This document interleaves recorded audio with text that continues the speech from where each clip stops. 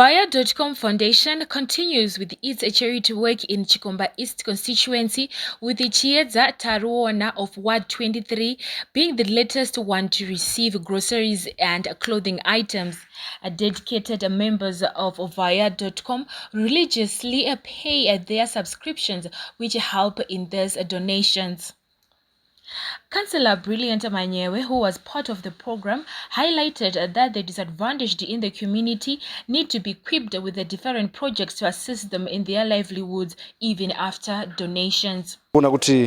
Chidzidzo chatiri kusiyirwa mumacommunities edu kuti sevagari tinofanira kuti tingobatana tichikwanisa kubatsira pane zvatinenge tichikwanisa kuti tiwanewo zvinobatsira hama dzedu dzorarama neurema.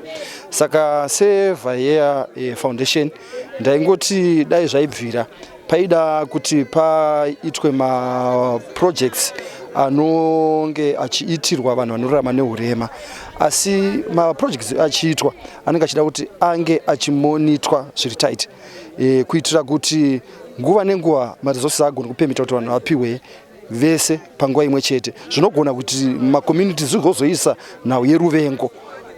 Saka sikukagona kuparurwa maprojects akadaro, ndichida kutendera zvikuru kuti honorable Mona vanomira nesu kuti batsira zvikuru, asi ipapo ndaida kuti pagone kuvandudzwa zvakare sefoundation kuti pange pachicherechedzwa chimiro ichocho.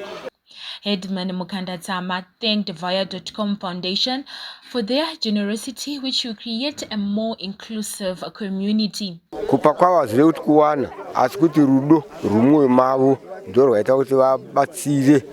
Taikumbira kuti dai Mwari avatungamirira vaitira zvakanaka, vabatsire matunhu edu ese ari muconstituency yedu, vatenderere tichibatsirana, vamwe vachipindawo tese tiendere mberi. Chiedza Taruona could not hide her joy after receiving the donation, as well as her grandmother.